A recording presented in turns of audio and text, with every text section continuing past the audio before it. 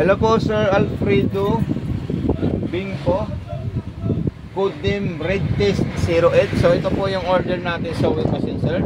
Ito po yung additional freebies natin at mayroon po tayong contact information po dito. Okay, so ilalagay ko po dito, sir. Ayan.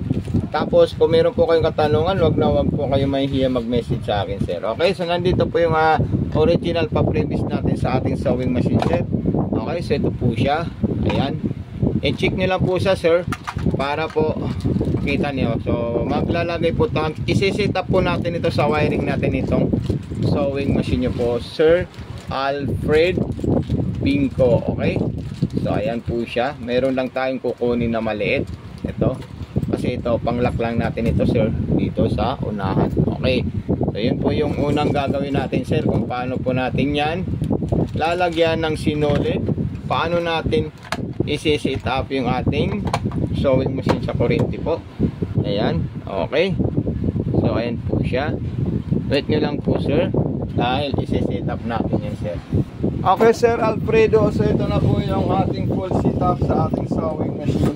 Pakatandaan nyo lang po, sir, at palagi nyo po ito papanoorin dahil napaka-perfecto pong itong gagawin natin para mag-aaya nyo po siya, sir. Ito po siya, sir, yung transformer natin. Isinaksak natin yan sa outlet. Andun po yung outlet natin, sir. Ayan. Okay. Tapos ito naman pong wire natin, isasaksak natin dito. Ayan. Okay, so ayan po siya. Then naka-ilaw na po siya, sir. Ayan. So unang ituturo ko po sa iyo muna, sir, kung anong mga ibig sabihin nito.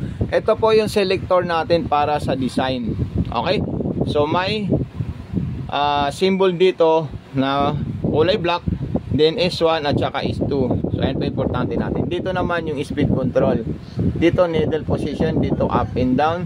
Ito naman yung reverse. Ito naman yung button start saka button stop natin. Ito step by step na needle position, pa baba at paangat po siya. Dito naman po yung tension natin, sir. Dito naman po yung provider. Pag naka 0, kahit saan nyo po ito ilalagay, itong numero na to, straight line po siya pag naka 0 to. Pag nakalagay naman po siya sa 1 at saka 2, 3, 4, 5, lahat ng design magmula zigzag lalabas po siya, sir. Ito naman po yung distance natin sa straight line at sa zigzag at saka sa mga embroidery po niya. Okay? Ito kasi yung step dito. Itong kulay black dito na walang S1, S2, dito ka lang makakakuha sa 4, 3, 2 at saka 1. Okay? Ngayon, kung gusto nyo po kunin yung S1, so makikita nyo po siya, mayroon po tayo makikita ditong S1. Ibig sabihin, symbol is stitches number 1. Then dito naman po, yung symbol is stitches number 2. So ayan po siya, sir. Okay, so ipapaliwanag ko muna sa sir yung unang-unang step natin sa number 4. Ayan. Or number 3. Kasi yan 1, 2, 3. Para lang yan sa straight tsaka zigzag at tsaka dito. Ayan. Okay, so ito po yung gagawin natin, sir. Maglalagay muna tayo ng sinulid sa itaas para makita nyo po, sir. Ayan. Ito po siya, sir. Ayan. Ito po yung lagayan natin ng sinulid, sir. Ayan. Lalagay po natin yan.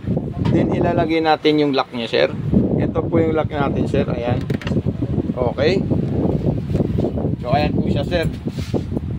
Okay po, Sir Alfredo. So ayan po siya, Sir Alfredo, anuin mo po siya, panoorin nyo lang po siya, sir, para meron po kayong idea. So ayan, then meron po tayong dalawang bakal po doon, isa, dalawa, tapos dire-diretso lang po yan, Sir Alfredo. Ang mas maganda po kung nakataas po yung pressure foot natin. Ayan, kasi pag nakataas po yung pressure foot natin, may ipit po dito yung lahat ng sinulid natin. Ayan, then ilalagay naman natin dyan at ididiretso natin dito, sir. At kung mayroon po kayong katanungan at mga iba't ibang concern, wag po kayo mahihiya, mag-message sa akin, sir. Okay, so ipapasok natin ito sa butas ng karayom, sir. Ayan. Okay, so ipapasok natin sa butas ng karayom. Ayan.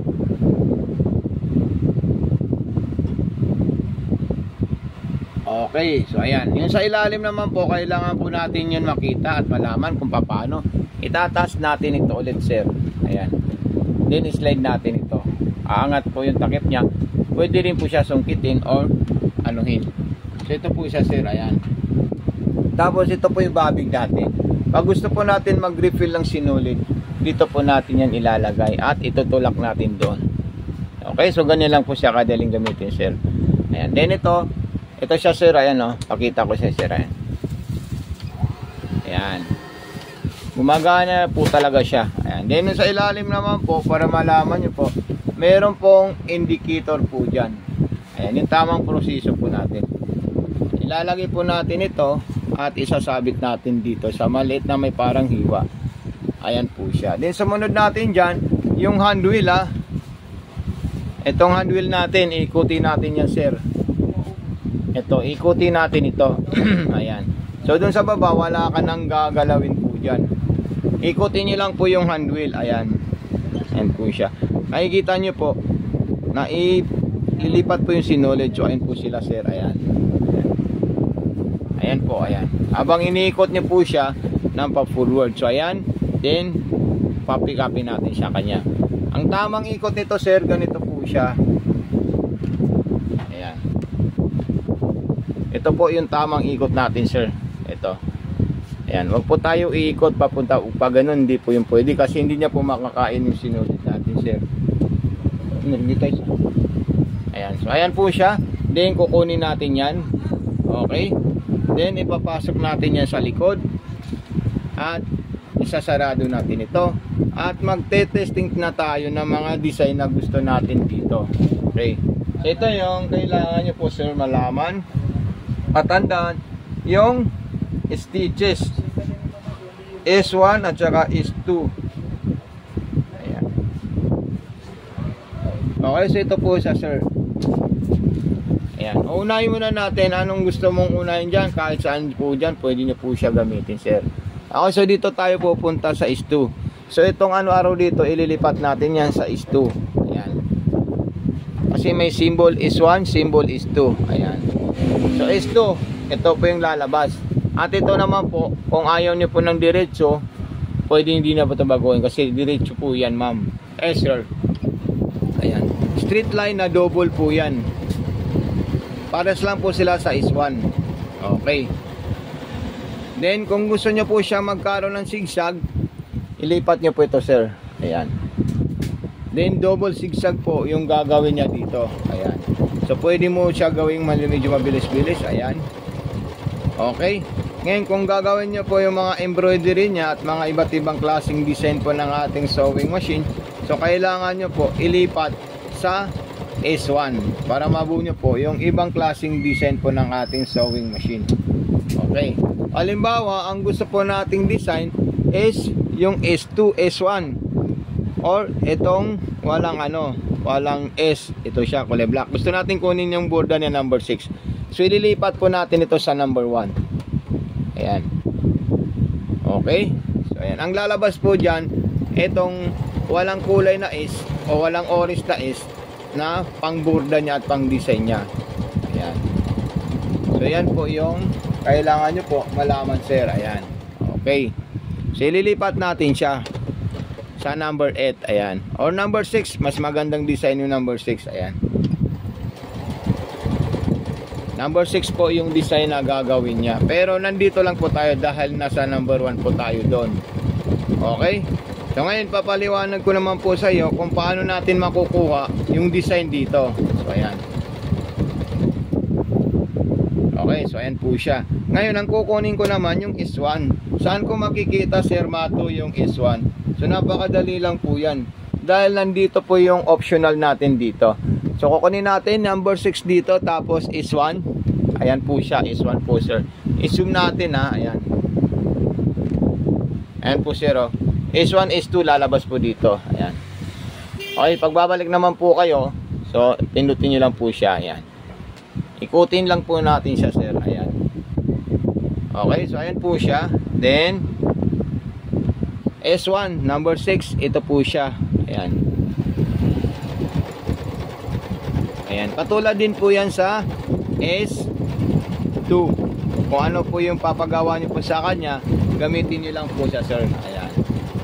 So okay, so S2 babalik ta rin natin yung tela natin. Ayan. S2. Ay, ito. Ayan. S2 design ang papagawa natin sa kanya. So ayan po siya. Ngayon babalik po tayo sa straight line at saka sa zigzag para makita nyo po sa sir. Ayan. Okay.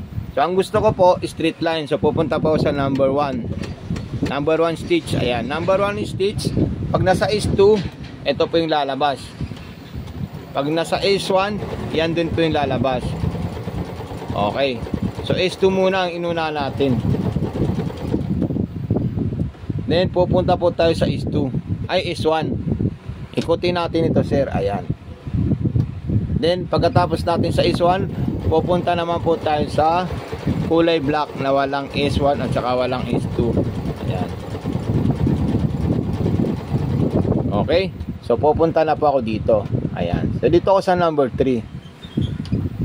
Ayan po siya sir. Ayan. Normal po or ordinary patterns po yung gagawin niya. Kasi po umalis po na tayo o tinanggal natin siya sa S1 at saka S2. So pwede natin yan isagad ng number 4. So ayan po siya sir. Ayan. Katulad din po yan sa zigzagger sir ha. Zigzag na maliit number 2. Ayan. So dahil nga ito ay malaking zigzag ang pinagawa natin sa kanya, so pwede po natin siya baguhin ng distance na nasa number 1. Ayan. Okay, so ayan po siya. Ayan. Okay, so napakaganda po siya. Okay Sir Alfredo, so maraming salamat po sa iyo. God bless and more power po Sir Alfredo. Ayan. Napaka solid po yung nabili nyo pong sewing machine natin. Okay, so ayan po siya. Thank you so much po Sir Alfredo Bingco.